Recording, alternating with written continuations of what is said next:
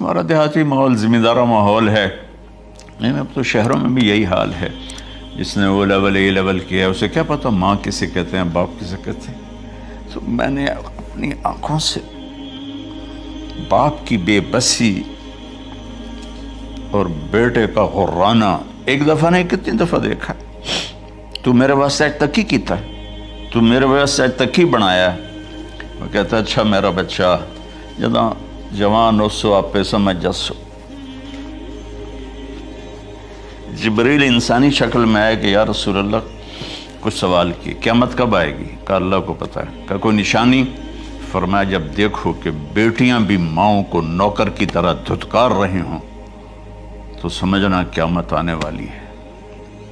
کچھ عرصہ پہلے ایک بچی اور ماں، تو ماں کچھ بات کر رہی تھی اور بیٹی کہہ رہی تھی بھوک نہیں بھوک نہیں، اور اس کی ماں کے خون سے بھرے ہوئے آنسو بہہ رہے تھے اور اس کی ہچکیاں لگ رہی تھی کہ یہ وہ ہے جس کو میں نے اپنے پیٹ سے جنا اور اپنی چھاتی کا دودھ پلاتے پلاتے پلاتے میں نے کتنی تکلیفیں برداشت کی، اور آج کر یہ بھوک نہیں. کہ ایک بدو آیا صحابی کا، یا رسول اللہ میرا باپ مجھ سے پوچھے بغیر میرے مال کو خرچ کر دیتا ہے. آپ نے فرمایا بلاؤ گئی. جب اسے پتہ چلا کہ میرے بچے نے میری شکایت کی ہے تو اسے بڑا دکھ ہوا. تو اس نے دل ہی دل میں چند اشعار پڑھے، زبان پہ ادا نہیں دل میں آئے. تو جب وہ مسجد میں انٹو رہا تو جبریل پہلے آئے بیٹھے تھے کہ یا رسول اللہ اللہ فرما رہے ہیں اس سے کہو کہ پہلے وہ اشعار سنائے جس کو اس کے کانوں نے نہیں سنا لیکن اللہ نے من فوق عرش ہی سن لیا ہے، عرش کے اوپر اللہ نے سن لیا ہے. تو آپ نے اس سے ارشاد فرمایا کہ تمہاری بات ہم سنتے ہیں باپ بیٹے کی، لیکن پہلے وہ شعر سناؤ جو تیری زبان سے ادا نہیں ہوئے، تیرے کانوں نے نہیں سنے، تیرے دل کی گونج تھی اور تیرے دل کی آہ اور فریاد تھی جو دل ہی میں گھٹ کے رہ گئی، اسے اللہ نے سنا ہے. وہ کہتا ہے سناؤ. کہنے لگا یا رسول اللہ آپ کا رب ہر وقت ہمارے ایمان کو آپ پر زیادہ سے زیادہ بڑھاتا رہتا ہے. اس ذات کی قسم جس کے قبضے میں میری جان ہے، یہ چند میرے دکھ بھرے خیالات الفاظ کی شکل میں ڈھلے لیکن میری بزم تصور میں ہی رہے اور وہیں دفن ہو گئے، باہر نہیں نکلے، میری زبان سے ادا نہیں ہوئے، میرے کانوں نے نہیں سنا، آپ کے رب نے سن لیا. آپ نے کہا اچھا بتاؤ تو نے کہا کیا تھا؟ تو انہوں نے کہا جی میں نے بچے کی جب سنی شکایت میری کی ہے تو میں نے کہا تھا غضوتک مولودا وعلتک یافعا تعل بما اجنی علیک وتنہل وإذا ضاقتک بالسقم لیلة لم ابت لسقمک الا ساہرا اتململ کأنی انا المتروک دونک بالذی ترکت به دونی وعینی تحمله تخاف الرضا نفسی علیک وإنها لتعلم ان الموت وقت مؤجل فلما بلغت السن والغایة التي إليها مدى ما فيك كنت أؤمل جعلت جزائي غلظة وفظاظة كأنك أنت المنعم المتفضل فليتك إن لم ترع حق أبوتي فعلت كما الجار المجاور يفعل فأوليتني حق الجوار ولم تكن علي بمال دون مالك تبخل. میں بھی ترجمہ کرتا ہوں. اس کا میرے نبی پر کیا اثر ہوا کہ آپ کا ٹپ ٹپ آنسو گر رہے تھے اور آپ کی داڑھی آپ کے آنسوں سے تر ہو رہی تھی. یہ اتنا فصیح کلام ہے کہ عربوں کو بھی پسینہ آ جائے گا ترجمہ کرنے کے لیے. تو میں تو عربی نہیں ہوں لیکن یہ فخر تو حاصل ہے، بھلے ہیں یا برے ہیں دو چار قدم ہم بھی تیرے ساتھ چلے ہیں. کچھ عرصہ اہل علم کی محفلوں میں بیٹھے، کچھ زبان کی شناسائی ہوئی تو میں اپنی کم مائگی کے ساتھ اس کا ترجمہ کروں گا. وہ کہتا ہے غزوتک مولودا وعلتک یافعا تعل بما اجنی علیک تنحل، میرے بیٹے جس دن تو پیدا ہوا ہم نے اپنے لیے جینا چھوڑ دیا، ہوئے ہوئے ہوئے ہوئے، ہم تیرے لیے جیے۔ تیری ماں تجھے دودھ پلاتی تھی، میں تیرے لیے روٹی کے نوالے لاتا تھا، میری ساری کمائی پہلی اور آخری سب تیرے اوپر لگتی تھی۔ تجھے خوش دیکھتے تھے تو خوش ہوتے تھے، تجھے روتا دیکھتے تھے تو ہم روتے تھے۔ وَإِذَا ذَاقَتْكَ بِالسُّقْمِ لَيْلَةً لَمْ أَدْلِ سُقْمَكَ إِلَّا سَاهِرًا أَتَمَلْمَلُ، جب تو کبھی بیمار ہو جاتا تھا تو تیرے سرانے بیٹھ کر ہم ساری رات روتے تھے اور دعائیں کرتے تھے، یا اللہ ہمارے بچے کو بچا لے، ہمارے بچے کو صحت دے دے۔ اس تڑپ میں ساری رات میں جاگتا تھا، تیرے لیے میں نے اپنا سب کچھ لگا دیا، اپنے لیے جینا چھوڑ دیا، اپنی خواہشات کو دبایا، تیری ہر خواہش کو پورا کیا، تجھے مسکرانے کے لیے، تجھے ہنسانے کے لیے میں دھکے دھوڑے کھاتا رہا، کبھی گرمی لو کی جھلسا دینے والی ریت اور کبھی سردی کے سرد ہوا کے تھپیڑے، لیکن میں ان دونوں سے گزرتا ہوا تجھے پالنے کی خاطر اپنے آپ کو کھپاتا رہا۔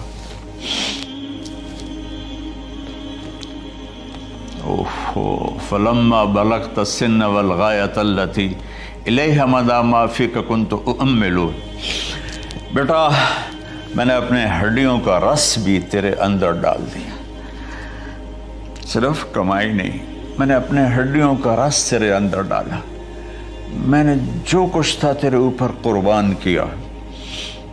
تجھے مسکراتا دیکھ کر میں اپنے غم بھولتا تھا، تجھے ہنستا دیکھ کر مجھے دکھ بھول جاتے تھے، اور پھر آہستہ آہستہ آہستہ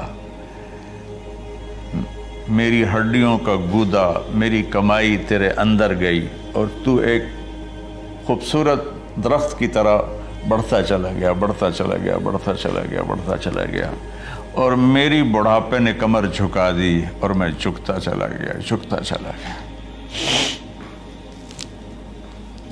میرا خیال تھا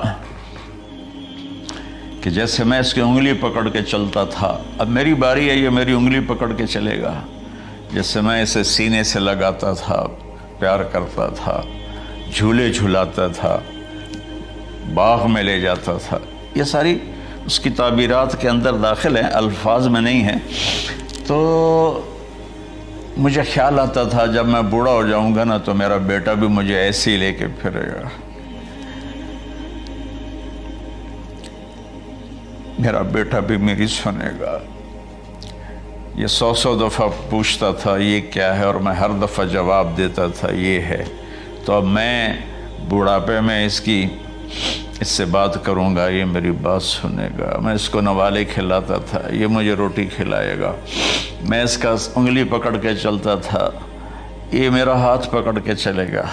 میری کمر بڑھاپے نے جھکا دی اور میں ایک خشک پیڑ کی طرح ہو گیا، اور جوانی نے تیری کمر کو سیدھا کیا اور تو ایک تر و تازہ درخت بن گیا۔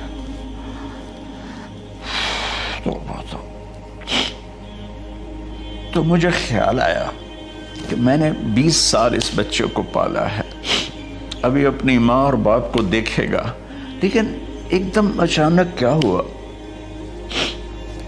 فلما بلغت السن والغایۃ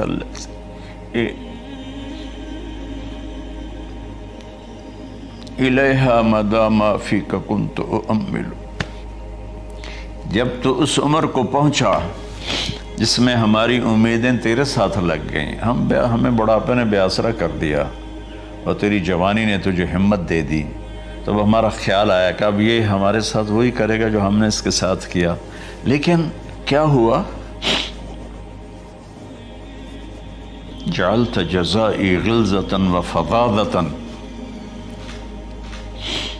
کأنک انت المنعم المتفضل، تو اتنا بدتمیز ہوا، تیری زبان چھری بن گئی، تیرا رویہ زہر بن گیا، اور میری ساری زندگی کی محنت کا بدلہ تو نے مجھے نافرمانی سے دیا، بد اخلاقی سے دیا، بدتمیزی سے دیا۔ میں حیرت بھری نظروں سے تجھے دیکھتا رہا اور میں اپنی پچھلی 20 سالہ زندگی کو جھٹلاتا رہا کہ میرے خیال میں اس کا نوکر ہوں اور یہ میرا مالک ہے، میں اس کا باپ نہیں، میں اس کا نوکر ہوں، کیونکہ ماں باپ کے ساتھ ایسا کوئی نہیں کرتا ہے، یہ میرا مالک ہے اور میں اس کا نوکر ہوں، اس لیے مجھے ڈانٹ رہا ہے۔ کتنے بچوں کو میں نے یہ کہتے سنا اپنے باپ کو، تو میرے واسطے آج تک کیتا کی، تو میرے واسطے آج تک بنایا کی، اور جو باپ بے بسی کی تصویر بنا ہوتا تھا وہ شکلیں بھی میرے سامنے ہیں۔ تو کمال کے اشعار، میں سوچ رہا ہوں جو میرا یہ حال ہے 1400 سال بعد کہ میرے آنسو نہیں رک رہے، تو اللہ کے نبی تو زارو قطار روئے تھے، داڑھی آنسوں سے تر ہو گئی تھی۔ کہا بیٹا جب تو نے میری ساری زندگی کی محنتوں کا بدلہ بدتمیزی سے دیا، گالی گلوچ سے دیا، دھکے دے کر باپ کو گھر سے نکال دیتے ہیں، تو بیٹا میں یہ سمجھا کہ تو نے ایک خواب دیکھا تھا، تو نے ایک خواب دیکھا تھا کہ تو باپ ہے اور یہ بیٹا ہے۔ اصل حقیقت یہ ہے کہ یہ مالک ہے اور میں نوکر ہوں۔ پھر آگے کہتا فَلَيْتَكَ إِن لَّمْ تَرَ حَقَّ أُبُوَّتِي فَعَلْتَ كَمَا الْجَارُ الْمُجَاوِرُ يَفْعَلُ۔ اچھا چلو بیٹا تو نے مجھے باپ تو نہ سمجھا، چلو ایک پڑوسی سمجھ لو۔ عرب میں پڑوسی کا بہت خیال کیا جاتا تھا، اور یہ عرب کی شان تھی کہ اپنے پڑوسی کو وہ عزت دیتے تھے جو اپنے گھر میں ایک دوسرے کو عزت دیتے تھے۔ تو اس نے پھر اس کی طرف اشارہ کیا کہ اگر میں تیرا باپ نہیں ہوں، تیرے رویوں کو دیکھ کر تو یہی لگتا ہے کہ میں تیرا نوکر ہوں، تو میرا مالک ہے، تو چلو اتنا تو کر دے جتنا ایک پڑوسی کے ساتھ کرتا ہے۔ فَأَوْلَيْتَنِي حَقَّ الْجِوَارِ وَلَمْ تَكُنْ عَلَيَّ مِمَالٍ دُونَ مَالِكَ تَبْخَلُ۔ تو پڑوسی پر تو عرب خرچ کرتے ہیں، تو بھی تھوڑا سا میرے اوپر خرچ کر دیتا اور تو بخیل نہ بنتا، اور میرے خوابوں کو چکنا چور کر دیا، میری امیدوں پر پانی پھیر دیا، میرے بڑھاپے کو ذلت اور رسوائی میں بدل دیا۔ اچھا میرا پتر جا خوش رہو۔ ماں باپ کہاں بد دعائیں کرتے ہیں؟ تو میرے نبی کی آنکھوں سے آنسو، یہ ساری داڑھی تر ہو گئی، تو آپ نے اس کے بچے کو گریبان سے پکڑا اور جھٹکا دے کر دھکا دے کر دفع ہو جا، انت ومالک لابیک، تو اور تیرا سب کچھ تیرے باپ کا ہے۔ حضرت علی رضی اللہ تعالیٰ عنہ سے کسی نے پوچھا کہ آپ کے بیٹے حسن کیسے بیٹے ہیں؟ کہا حسن میرا وہ بیٹا ہے کہ جب میں چلتا ہوں تو میرے آگے نہیں چلتا، میرے پیچھے چلتا ہے، جب کہیں بیٹھنے کا موقع آتا ہے تو یہ پہلے نہیں بیٹھتا، پہلے مجھے بٹھاتا ہے پھر خود بیٹھتا ہے، جب کھانے پر بیٹھتے ہیں تو یہ روٹی کی طرف ہاتھ نہیں بڑھاتا جب تک میں نہ بڑھاؤں، یہ سالن کی طرف ہاتھ نہیں بڑھاتا جب تک میں نہ بڑھاؤں، میں کمرے میں ہوں تو یہ چھت پہ نہیں چڑھتا کہ میرے باپ کی بے ادبی ہو جائے گی۔ میں حالانکہ چھت پہ چڑھنا ضرورت کے لیے ہوتا ہے، لیکن قربان جائیں اہل بیت کے ایسے ہی اخلاق ہوتے ہیں، آل رسول ایسے ہی ہوتے ہیں۔ میرے عزیزوں نوجوانوں سے کہہ رہا ہوں جن کے والدین زندہ ہیں، ہم تو محروم ہو گئے، وہ قبروں میں چلے گئے، لیکن میں اتنا مصروف رہتا ہوں۔